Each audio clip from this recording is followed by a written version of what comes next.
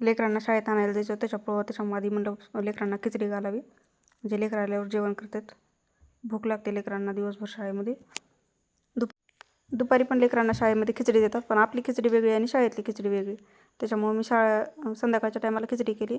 2 वाट्या तांदूळ घेतला आणि 1 वाटी डाळ घेतलं, याचं प्रमाण बघा. नंतर जिरी मोहरी टाकून घेतले, व्यवस्थित तडतडल्याच्यानंतर मध्ये टोमॅटो टाकून घेतला. आणि ही निम्म्याला निम्मी डाळ जर टाकली ना तर खिचडी आपली छान होते.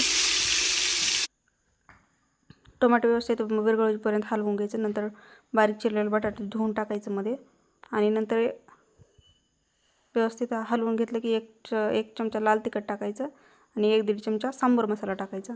या प्रमाणासाठी मी 2 ते 2.5 तांबे पाणी टाकलेलं आहे त्याच्यामध्ये.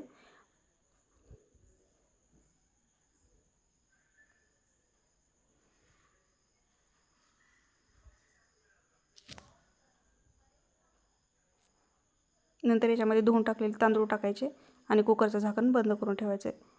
1 शिट्टी होऊ देऊन 1 शिट्टीला बंद करायचं. आणि हे बघा व्यवस्थित झाली आपली खिचडी. याच्यात वरण वगैरे टाकायची गरज नाही. नंतर भांडे वगैरे घासून घेतले, देवा लावून घेतला, लेकरांना खिचडी दिली खायला.